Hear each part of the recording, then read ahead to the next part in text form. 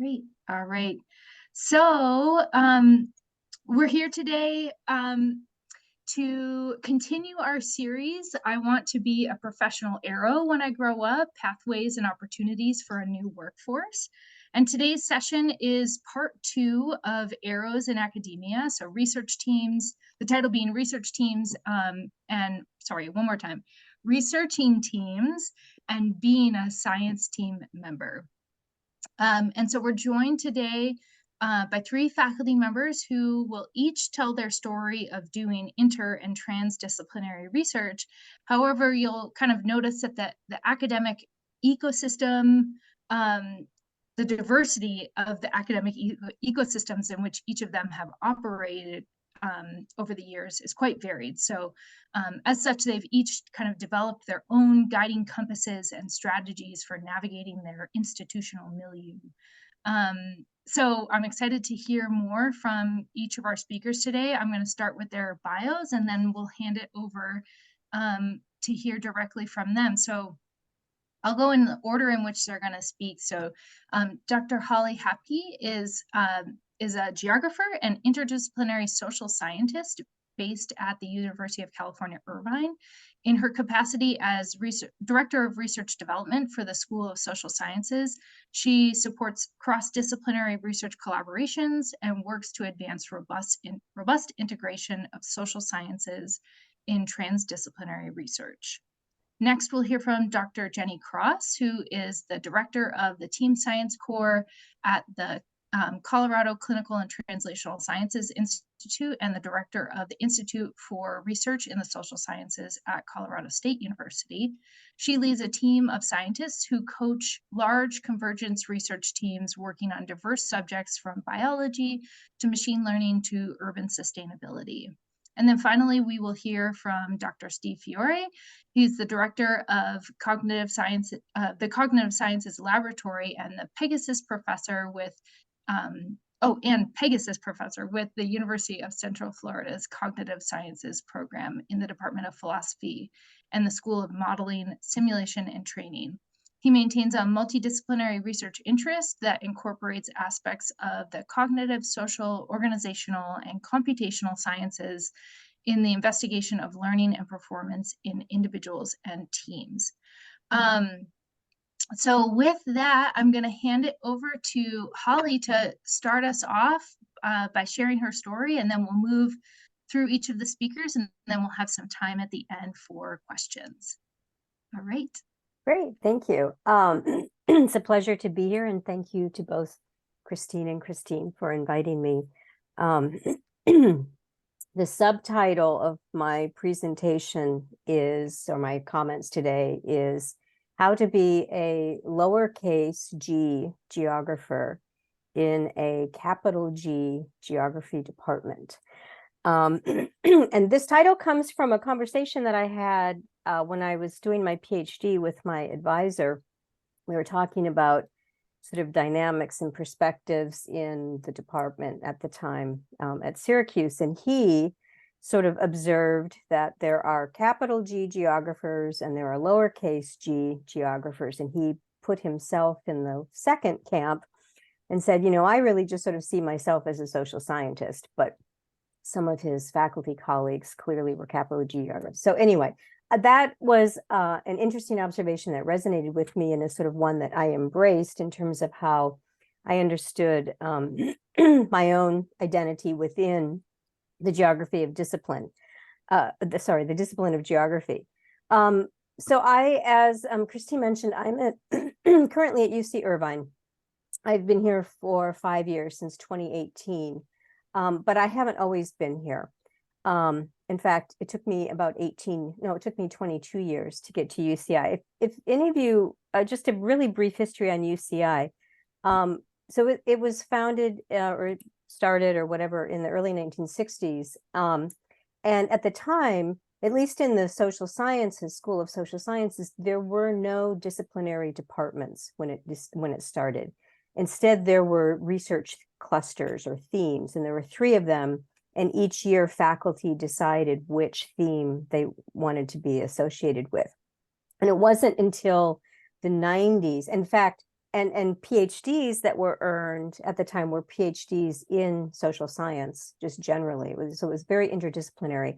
And it wasn't until the 1990s when departmentalization started to happen. And that process has continued. The School of Social Sciences split into two schools, social sciences and social ecology. And until this fall, social ecology had an interdisciplinary PhD, which it has now decided to shut down once the remaining students finish their degrees. And so there's been this kind of trend.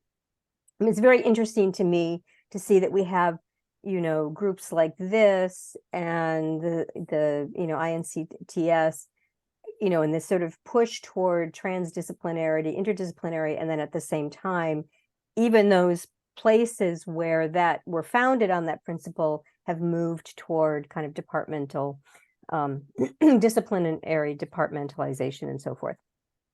So I started my career, and Christine, cut me off when I get too close because I just realized I don't have a clock in front of me. So I'll try to sort of speak quickly, get to the point. I, in high school, realized that I wanted to do something internationally oriented, and I was very interested in kind of interdisciplinarity. And so I found an interdisciplinary bachelor's degree in international relations at a small liberal arts college in the Midwest. And then from there, when I decided to go on to a master's degree, I really wanted an interdisciplinary program in international relations or international studies. And I found 4 in the entire country that weren't housed within a department of political science that were, in fact. And so I ended up at Syracuse University. And at the time, the program I was in was an interdisciplinary program, but it was housed in the Maxwell School of Citizenship and Public Affairs, which had a very interdisciplinary ethos. And so we were encouraged, even those students who were in sort of disciplinary programs were encouraged to take courses in other departments. When the new building was built, it was designed in such a way to have people across departments and disciplines mingle and interact with one another. And so I came out of that program as both, so I finished my master's degree. And then went in to do a PhD in geography. And I found geography at Syracuse, and I landed in geography because the advice that I got at the time was if you want to pursue an academic career, it's probably better and easier to have a degree, a PhD in a discipline rather than an interdisciplinary PhD. And so I chose geography because it was the most interdisciplinary discipline that I could sort of find. And Syracuse had a very high ranked program at the time. But I left that program as both a geographer using tools and frameworks from that discipline, but also having taken a lot of courses across economics, history, political science, sociology, anthropology, and so forth. So see myself very much as an interdisciplinary trained social scientist. I then got a job at a geography department in a what was then a regional comprehensive university within the University of North Carolina system, and then became an R2 institution while I was there.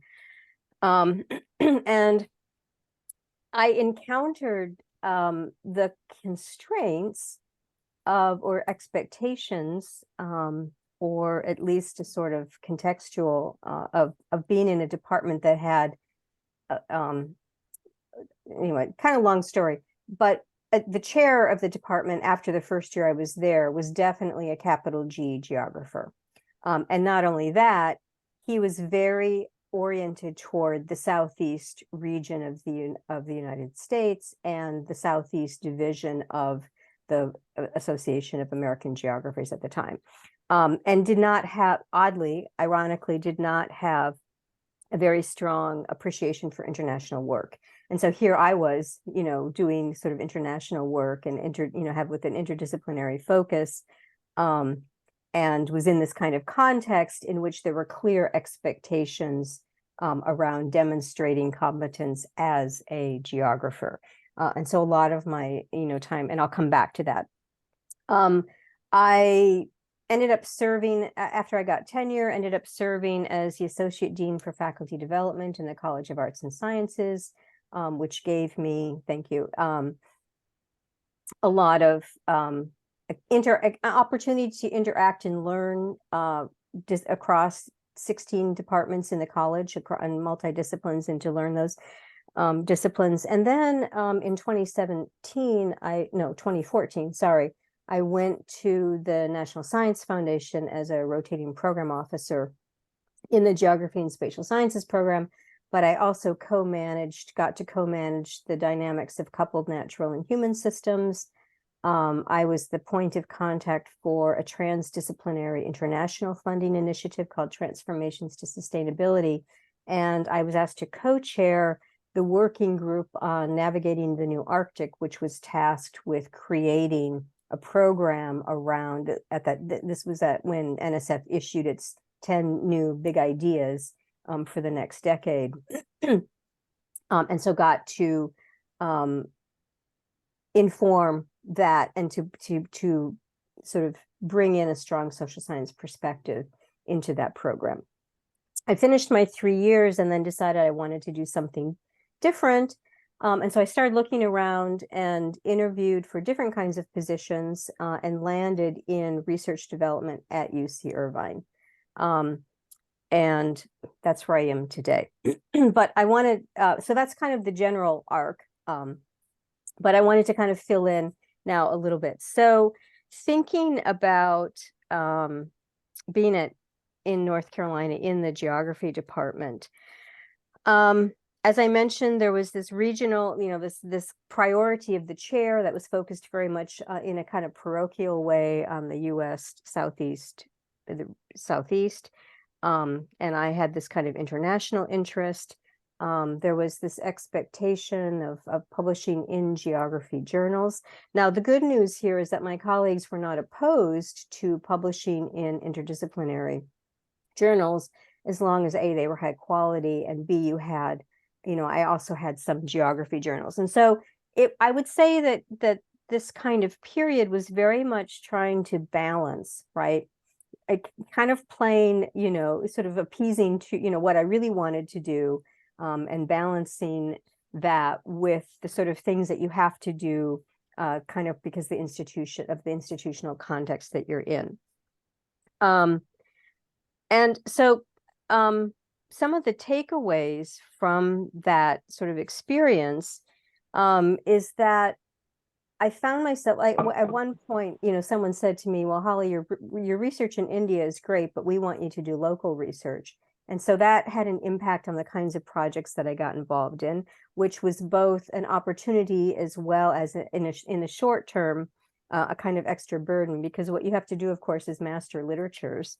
And then the kind of takeaway here, I'm going to just finish up really quickly. So 3 kind of takeaways.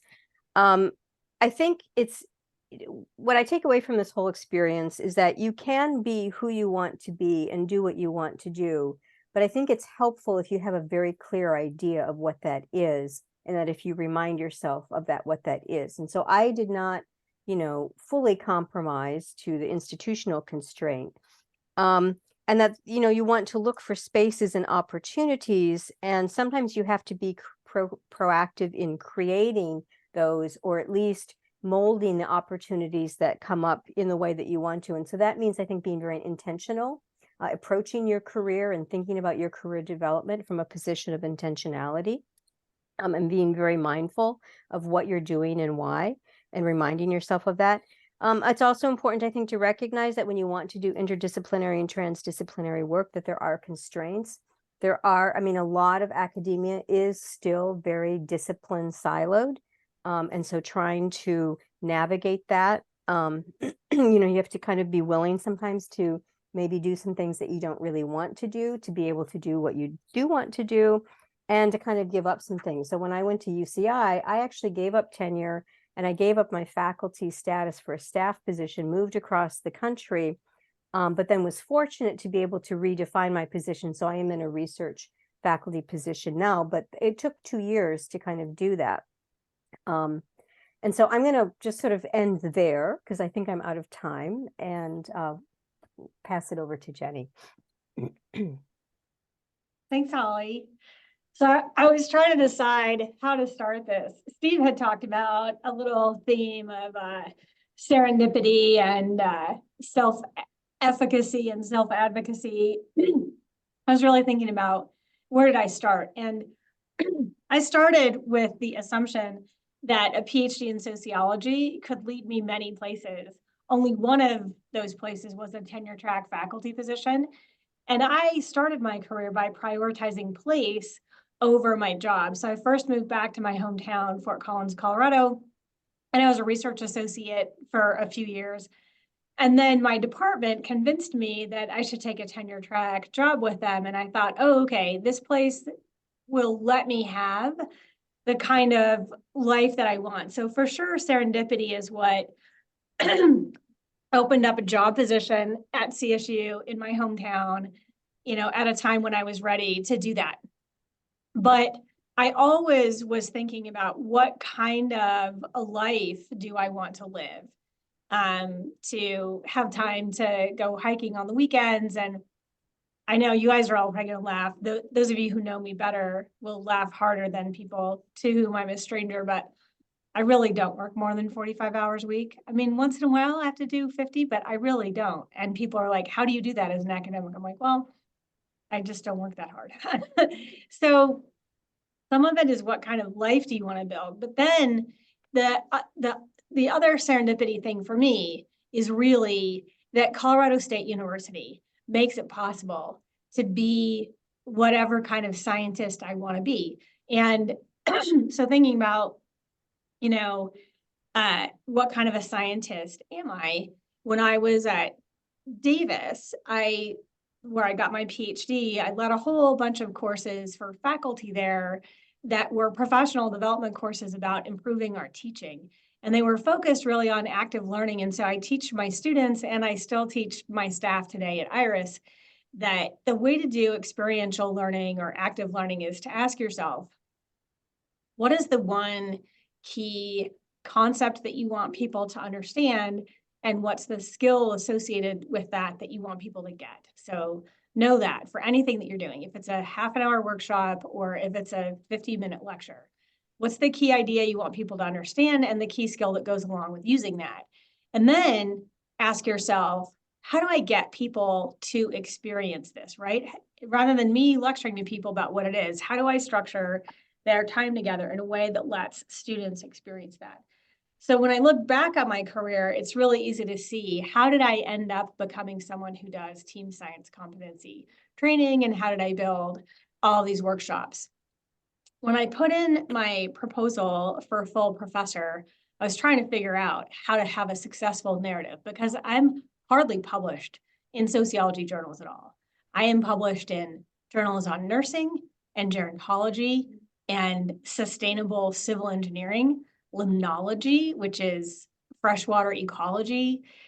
And I thought, how do I make a story about this, right? And it was easy to make a story about being an interdisciplinarian, but how did I get to even being an associate professor with a record that looked like that?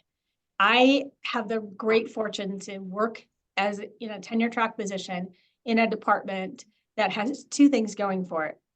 Number one, we're a land grant school. And so our university mission is not just to do research and teaching, but to do that in a way that serves the community and community interests, which is how I've gotten to work on so many different projects, why I'm published in more than a dozen distinctly different fields of science, because the mission at my university lets us do work that is applied and values that equally. There are many other institutions. One of my friends at an Ivy said to me, in all seriousness, at a conference, we were talking about what we were doing, and he said to me, oh, Jeni, I always love talking to you to hear what's going on because you get to be relevant. And I thought, what a sad statement of affairs for the academy that not all of us can be promoted on a record of being relevant. So I work at a land grant school that lets me be relevant and to lots of different constituencies and publics. When I went through the initial tenure process, the field of sociology was talking so much about public sociology. Well, how are we using sociology for various publics? And so I had that academic literature to draw on to tell a story about who I am as an academic. And then when I went up for full, that has even expanded. All of the big funding agencies are asking people to work in interdisciplinary teams. Our university had expanded its tenure and promotion guidelines for making a space for us to talk about interdisciplinarity in every segment of our promotion packet, in our teaching segment, in our research segment, in our service and outreach segment. And then we also have guidelines about what engaged scholarship is. And there's a place to talk about those, again, in all three of those places. What does engaged scholarship look like in research? What does it look like in teaching? What does it look like in service and outreach? And so I had some frameworks that were coming from academic disciplines and from my university that let me situate myself as an interdisciplinary scholar and have that be valued in my department. And if this department and this university didn't value it, I wasn't going to become an academic. So me being a tenure-track faculty member is totally about serendipity. It's about an organization and a department and a place that was willing to support engaged research, answering questions that are interesting for communities, and really using science in this applied way. When you're using science to solve community problems, it almost always means that you're going to be working in interdisciplinary spaces. And so how did I come to be the director of team science at the Colorado Clinical and Translational Institute?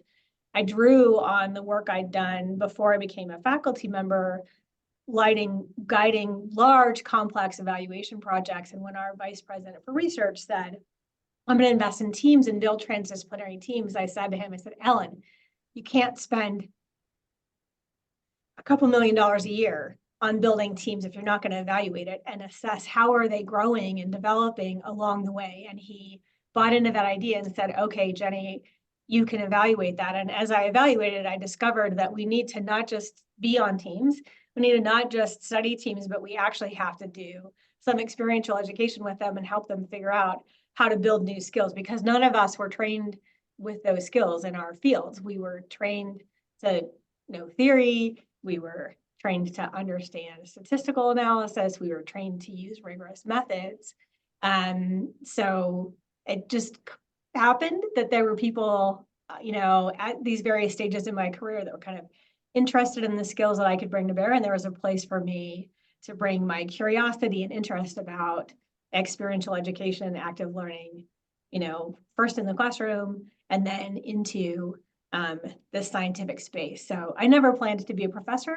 I only planned to use the tools of sociology to make a difference. And so that's how I ended up being someone working in team science. I think I'm going to pass it to Steve now so he can talk to you about serendipity in his life.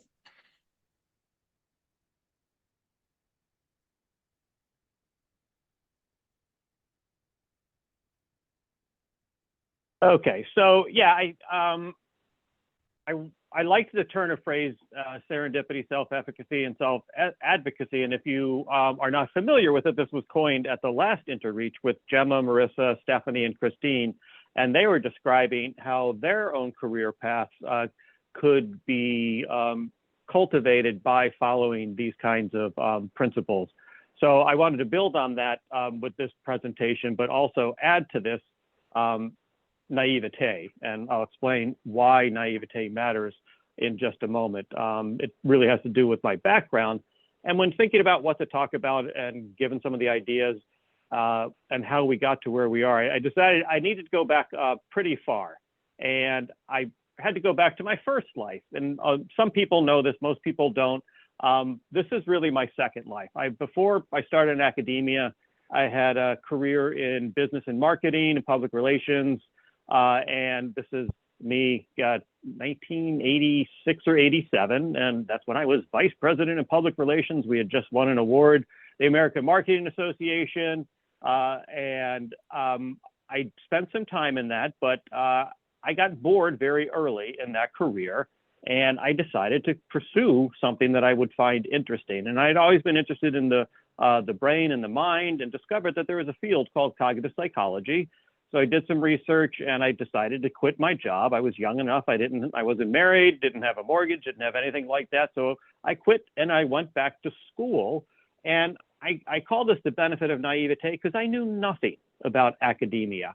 I had no idea what it meant to be a professor. I had no idea that what really a PhD was. This was just something I had been learning in talking to people when I discovered there were those that could spend their time, their lives studying the brain. I said, okay, well, I want to do that. And I'm the youngest of 7, but I was the first one in my family to get a college degree. So we really didn't come from that academic background. So I really had no idea what the hell I was doing. And I added in this unusual level of motivation, and that was something that one of the people with whom I worked as an undergraduate actually put in my letter of recommendation. And he meant that as a compliment because I had been, when I quit my job and went back to school, I had like 4 other jobs. And the relevant jobs were my undergraduate experience and kind of explains my naivete. So I worked at a laboratory at the National Institutes of Mental Health with psychologists, sociologists, and anthropologists. And I just grabbed some of the work that came out of that laboratory. They were looking at a number of interesting issues, the kind of crossing the sociological, the cultural, the cognitive, the developmental, and aging. I had the benefit of meeting some very famous anthropologists and sociologists. So Elliot Lebeau, he actually wrote the book Tally's Corner, which goes back into the 1960s, about the life of African-American men in Washington, D.C. And he wrote Tell Them Who I Am, which was the lives of homeless women. And he was working on that book while I was an undergraduate, or returning to school as an undergraduate at the University of Maryland. And the point here, I spent time talking to and learning from a bunch of very smart academic social scientists and learning about their research and the very questions that they were asking. They were, again, looking at these very interdisciplinary topics. This was one of the papers where I was helping them collect the research on schizophrenics and their cognitive processes, but also, again, looking at the sociological issues associated with intellectual development. I also had a job, though, at the Human-Computer Interaction Lab at the University of Maryland as an undergraduate RA, like in the other one, and that was psychologists and computer scientists looking at what happens when people interact with machines. And then graduate school, I worked in the Learning Research and Development Center. I was getting my PhD in cognitive psychology, but I was in this center, and at this center were psychologists, neuroscientists, people from education, people from computer scientists, the learning sciences. So a very interdisciplinary research environment. And I was working on a very kind of focused topic of cognition and thought, cognition and language. What happens when we try to put our thoughts into words. And that actually led to my interest in working and studying groups and teams, because the work we had been doing about language and thought was studying the individual, what happens when people think aloud. And one of the issues that I thought was important was, well, people are in groups and teams and they're talking aloud all of the time. So how does that affect their cognitive processes? And that's kind of what lent me into the study of groups and teams. But that's not the point here. The point here is I was working in these very and what we would now call transdisciplinary research environments in my undergraduate and graduate career. And then I get a kind of a postdoc appointment here at the University of Central Florida. I was in a laboratory that was affiliated with a psych department. I also had been doing some work with an institute for simulation and training. So I was still kind of studying interdisciplinary topics, but that was because I was in places that were doing interdisciplinary work. The point, though, is when I came to UCF, that's when I realized that academia was not interdisciplinary. And I realized that because I was taking advantage of some of what the university offers. So they actually pay us to take professional development. And when I started at UCF, I was taking advantage of that. So I was at the Faculty Center for Teaching and Learning and talking to people and came up with some ideas for collaborative projects. And one of the first things I remembered about this experience was interacting with someone from a business school. And she was a professor of accounting, and we had some interesting ideas for what we could do to collaborate. And then when we were talking about it more, she says, "Oh, you do learning research? Well, I'm not allowed to publish in learning research. I have to publish in such and such a journal. So I can't really do this collaboration." And I was just, I had no idea what the hell she was talking about. This is the early 2000s, before I really knew anything about the scholarship of interdisciplinarity and anything that was going on. Another experience around that time, though, was I was at a summer workshop on diversity, and we were allowed to develop our own projects. And I got together with some people who were interested in science and religion. And I thought, well, this is interesting. Let's talk about this. This is a really hard problem. And it was someone in chemistry, someone in philosophy, and some other disciplines. And we were going to pursue the project. And then the person from chemistry says, well, I talked to my chair and they says, no, don't waste your time on that. You need to get tenure. You need to be doing chemistry research. And again, I was kind of dumbfounded. I said, what? You know, who are these people telling you what to do? So those were some of my initial experiences when I realized that I had grown up in an academic environment that was unusual and atypical. I'd been working with these people who had been doing incredibly interdisciplinary research, and I thought that was the norm.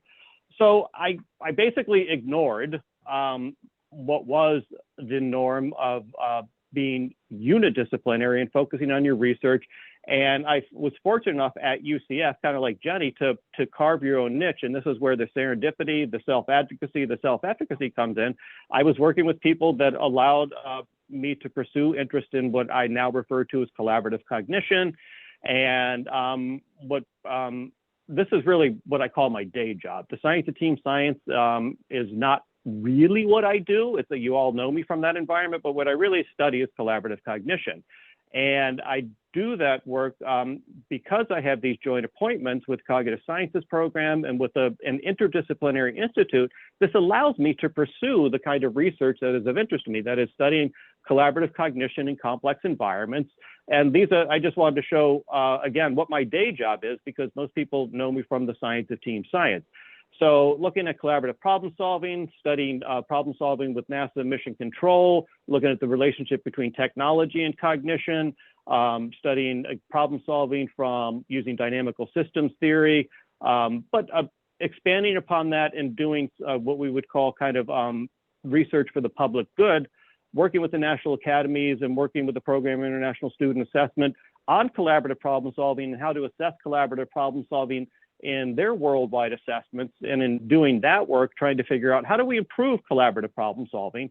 Again, you can see some relationship to team science and the science of team science, but these other things I'm telling you about now, this is my day job, and all of this is really inter and transdisciplinary. And I'm able to do that because I have these appointments in places that are not discipline bound. And I think that's a real message, that these are institutes and these are programs that by definition are interdisciplinary. That is, they were created in the first place to be interdisciplinary. And because of that, I was able to pursue something, like Jeni was, I was able to pursue something that was of interest to me. And like her, I published in a number of different areas, and I'm allowed to do the kind of work that she says is like relevant. So getting funding to study topics that are interest, collective behavior, the built environment. This was a project where we got funding from the national academies, bringing together physicists and biologists and philosophers and architects and psychologists to study how the built environment affects behavior. And we looked at this from a cross-species perspective. And truth be told, this topic was of interest to me because in the science of team science, we often talk about how buildings are designed to improve interdisciplinarity. And I always had said, well, where's the data on that? Where's the evidence that actually shows you can design for interdisciplinarity? And the truth is, when we were doing that work at the beginning of the science of team science, there was not a whole lot of evidence. And it's only been in the last decade that we've been developing that evidence. And this project, this interdisciplinary project, was born out of that lack of evidence. That is, how can we study this phenomena, begging, borrowing, and stealing from different disciplines to try to develop methods and measures that will help us understand how the built environment affects collaboration. But a big part of my research, again, interdisciplinary research, is now on human-machine teaming, artificial intelligence, and the focus of my work on artificial intelligence is how do you make AI that can be a member of a team? Not how do you make AI that can produce language like we see ChatGPT doing. We want to develop AI that can engage in social cognitive behavior. So how can artificial intelligence actually do theory of mind, that is, make mental state attributions about human teammates? What happens to teams when there is an AI on the team? How does that affect interactions? What happens when robots are exhibiting social behaviors? Again, my day job is on trying to study these kinds of topics. and now I'm kind of blending that, looking at human-machine collaboration in the built environment, working with computer scientists and engineers to try to sense the environment and see if we can measure things about interaction in such a way that we don't have to ask people about the collaboration. We don't have to rely on Likert scales. We can just measure their interactions using cameras, using thermal sensors, et cetera. So this is how I spend my time as an interdisciplinary researcher. And I wanted to talk about and end on this point. I couldn't do all of this. Sure, self-advocacy, self-efficacy, serendipity, we all take advantage of those, but it's really about collaboration. All of those publications, probably 5% are single-authored publications. All of my grants are multi-authored, and I'm able to do this because we're in environments that support this kind of work. And I'll add a caveat, though. I'm able to do this because I can get funding to do this. And I think this goes back to my first life in marketing and sales. I learned how to sell ideas. And this was something that one of my graduate professors told me the first time I gave a presentation. I said, I've never presented anything before. I've given sales pitches before when I was in the business world. And he says, well, this time you're selling ideas. You're not selling products, you're selling ideas. And I love that framing because I've used that throughout my career. And I've been able to win a lot of grants to pursue these topics of interest to me because I know how to sell ideas. I know what the customer wants. I know what the federal government wants, and I'm able to persuade them that my colleagues and I can help them pursue this kind of research. And again, it's only through collaboration that we're able to pursue these kinds of interesting ideas. So I'll end it there.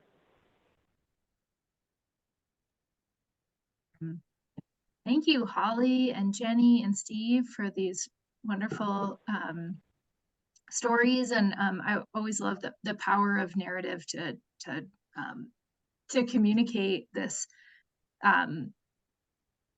this wonderful experience that you guys have. And yeah, just reflecting back over the course of the three of your talks, just the importance of intentionality and having a guiding compass and knowing what it is that you're wanting to achieve, and then figuring out the ways that you can do that within the current institutional system that you're operating in. So I want to open it up to questions from the group.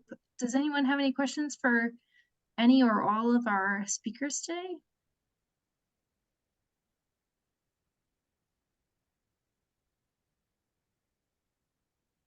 Yeah, Marissa. I'll start with a question. I guess I'm curious, Steve and Jeni and Holly, if you think that things have changed in academia since you started, because there's been a lot of change to departments, not having departments, interdisciplinary, like how it's been received or not received. And so I sort of wonder, like, your stories are very interesting, but could someone go out and have that same experience if they were, on the job market today? I just got interviewed by some sociologists in Germany that are looking at the differences in change in the academy in the field of sociology between German institutions and American institutions. And in that interview, I came to realize that the German institutions in the field of sociology hasn't changed very much.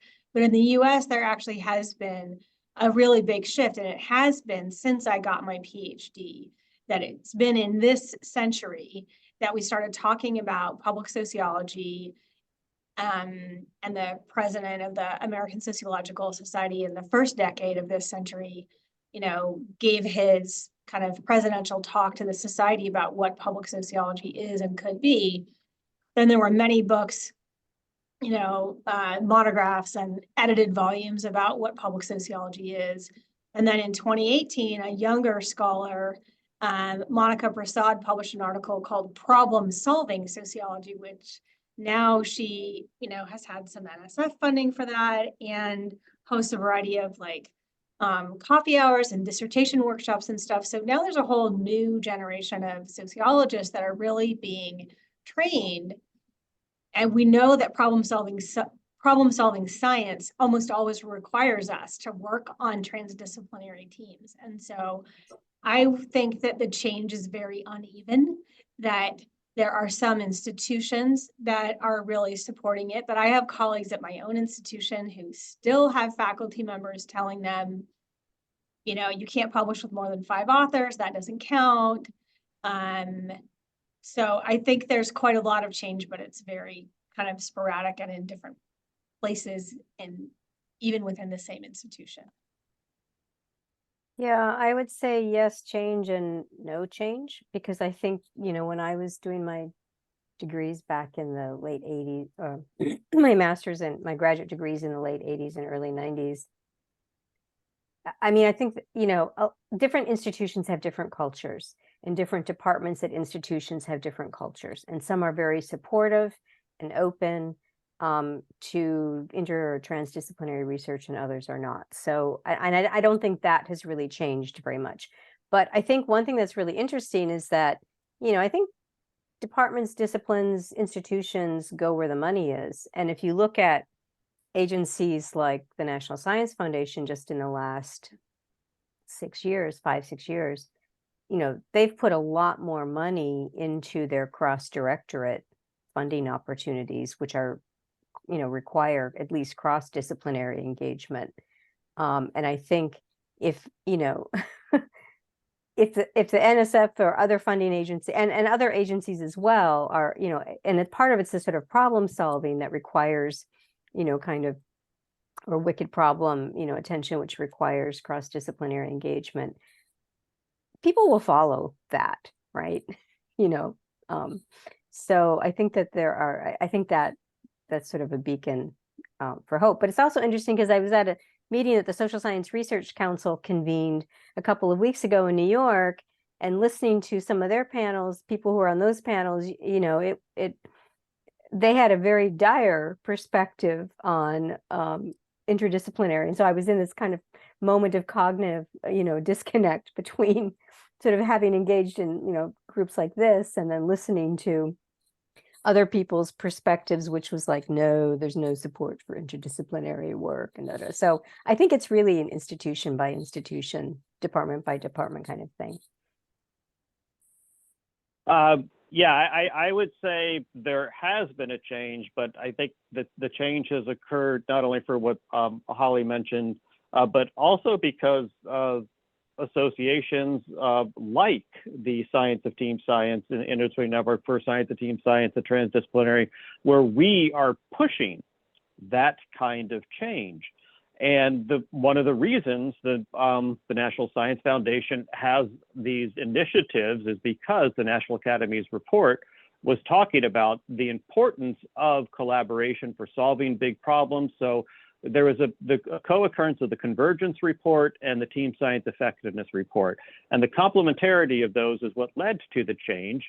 And like Holly said, people will follow the money. People have talked about interdisciplinarity for decades. But it wasn't until the money was actually supporting it that people were able to do that. But that runs up against the discipline-bound department and the problems there. So in the old days, if you wanted to do interdisciplinary, you had 2 options. You had to wait until you got tenure, which was usually the advice people got, is like, oh, do that once you get tenure. But while you're getting tenure, just focus on your department.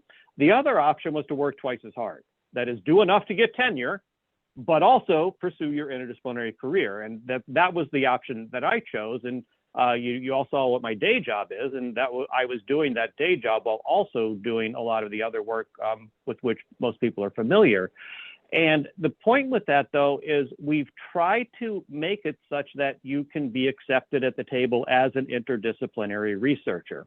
And Holly mentioned clusters at UC Irvine, and that was something that Dan Stokel's taught to me over a decade ago when they were doing that. And that was something that I introduced to my university almost a decade ago, and they listened. We had a provost that was very open-minded, and we had gotten 100 new faculty lines from the state. And I went to them and I said, are you going to do anything strategic about this, or are you just going to try to fill appointments with that people have retired? And they said, well, what do you have in mind? So I told them about Irvine and other places that did clusters. And I said, the only way this will work is if you change the tenure and promotion system. And the provost said, well, then let's change the tenure and promotion system. And I was blown away. I didn't expect that response. And it's only in that way, when you have the top-down pressure from the policy community funding it, and when you have the bottom-up where there's people who are interested in it, and then in the middle at the meso level, you have the departments willing to accept that, you have this multi-level phenomena all converging, that you're going to see the kind of change that we want. And I'm seeing that. It's slow, but it is happening.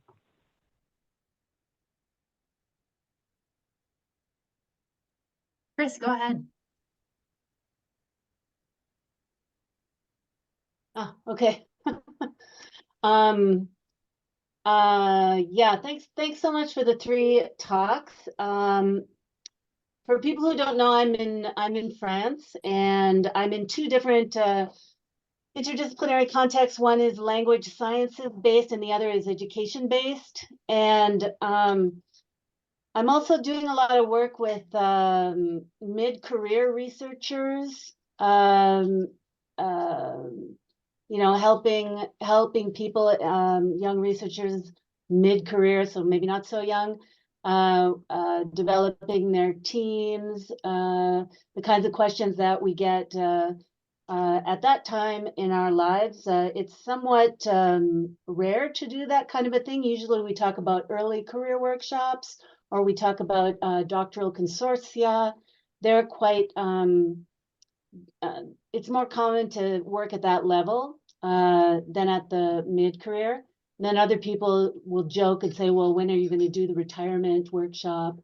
And so, but my question is, all of these trajectories are so personalized, and you can learn self-efficacy, you can learn self-advocacy. Maybe self-advocacy is easier to learn than self-efficacy. Serendipity, creating conditions for serendipity, not so sure how easy it is to speak about that.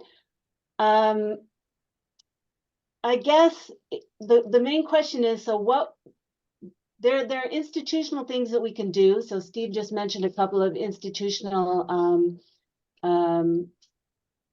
paths that we can take to try and change the way interdisciplinarity is looked at. But how can we help our younger people on an individual level when they have to create the conditions for the pathways that we want to take? There have been things that have been said, but if you were in a mid-career workshop and you were, you know, there's kind of like a gap, it seems to, that would have to be developed, I guess. For me, it's still quite a difficult thing. It's just, everything's so individualized. I don't know if this is making sense for anybody, but it looks like Steve has his hand up, so I will. Yeah, the point about serendipity, there's a famous quote by Linus Pauling, "Chance favors the prepared mind." And I bring that up because the serendipity is really when you're ready to take advantage of something because you are already prepared. And the advice I always give to students and to colleagues is, if you have a good idea, at least write it down in like a 1-page. What's the idea? What's the research gap you're trying to fill? What are the problems that you're trying to solve? And just file that away, because eventually a grant opportunity is going to come across your desk. And because you have an idea already prepared, you're going to be ahead of people who are going to compete for that grant. And that's where the serendipity comes in. It's not that there's just chance, but you're prepared to take advantage of the chances that come across your desk. And that's where I think the habits come into play, where you talk about self-efficacy, where you just have to believe in your team that you could pursue whatever are these opportunities.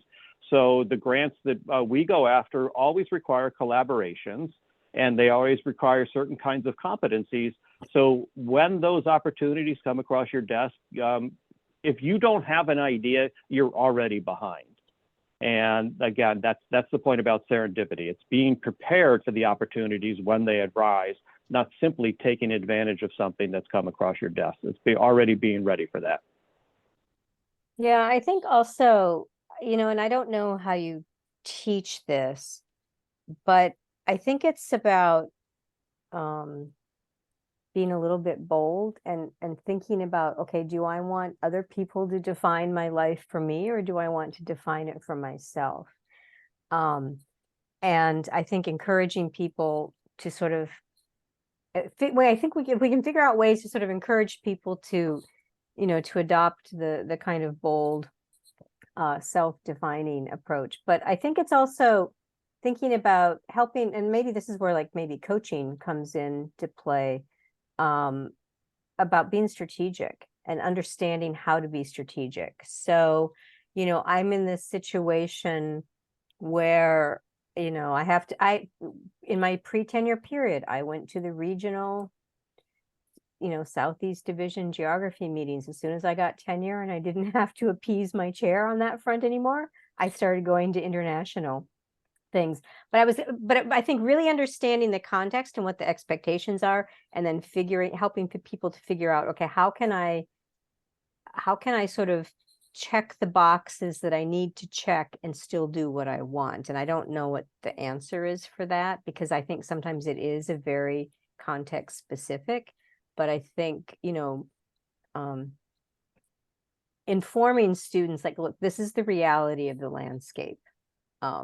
And these are some ways that you can sort of think about how to navigate that, this reality, to do what you want to do, but also helping them to really define, who do you want to be? And what kind of work do you want to do? And, then we can figure out how can you do that in a context that might be more constraining? I think Edgar has his hand up. Yes, I just had a question about the change kind of in the structure or the ecology of the academic system as well. So I think we all hold up this idea of research, that we're going to be tenure track faculty and then we'll do other things. But how is it changing in terms of us doing the other things that we want to do and not being tenure track faculty as well? Like, where is the space for that? I'm seeing more specialists, right? Even team science specialists moving into positions at universities. And with the idea of problem solving, I think there's a way of thinking about being informed academically, and then using that as a mechanism for actually doing the work as well. I think I think part of it might be a question of what are you willing to give up? So I gave up tenure and I gave up faculty status I wanted to leave North Carolina. I wanted to do something different. I knew that I really enjoyed working with faculty. An opportunity came up and I was willing to do that. And so I mean, Jeni mentioned sort of prioritizing place over career. I am one who prioritized, career over place to some degree. But it's sort of like, are you willing, or is one willing to follow an unconventional path? So that, there's that. I don't know, maybe Jeni or Steve have other ideas. For me, the struggle is that personally, for me, it's easy. So prioritize what my own value and goal and accomplish, what is it that I want to accomplish, and kind of figure out how to get institutions to support that based on whatever their own rules and stuff are. I totally recognize that it's more of a struggle in some places and in some departments. But part of the struggle I have is actually helping people, the younger people that I'm mentoring, really identify for themselves and to operate out of the mindset of, opportunity and courageousness rather than out of fear, right? That I'm kind of, this week in particular, I'm really exhausted. I'm like, if I have to hear one more conversation about I'm afraid, kind of like, I don't know how to mentor you. If you're going to make all your choices based out of I'm afraid, that's not the mindset that helps you take bold action towards what you really want to get. And so just a comparison, one of my colleagues and I went up for tenure the same year. And she had even more publications than I did. I had one publication that's single authored. I think I have one publication now that's single authored. And, you know, she's like, I'm really afraid of not getting tenure. And I said, well, I'm not. And she's like, what do you mean? How are you not? And I was like, well, I'm doing what I want to. And if this place doesn't want to give me tenure, then this place doesn't want me. And they don't want what I want to do in my life. So I'm going to find some other place. And I know that that's absolutely a position of privilege, right? I was married at the time and had, you know, some financial well-being that wasn't just this job. And also I made choices based on what do I want. And for me, that's the actually hardest thing with people I'm mentoring, is to help people, even people who do have some security in their lives, to operate from a sense of possibility and opportunity instead of operating from I'm afraid. Okay, we're just a couple minutes over. I want to thank everyone, all of our speakers, Holly, Steve, and Jeni, for their wonderful stories and insights that they shared with us. I'm also, you know, this discussion is really, really salient, and I think a lot of people are resonating with it. So if anyone is feeling called to propose an Interreach reading and discussion club on this topic, I just put the link in the chat to the sign-up form for that. Please feel free to go ahead and offer something. With that, we'll close today's session, and we'll see you all in the new year. Thank you guys so much. Thank you, everyone. Thanks to our speakers. Thanks, everyone.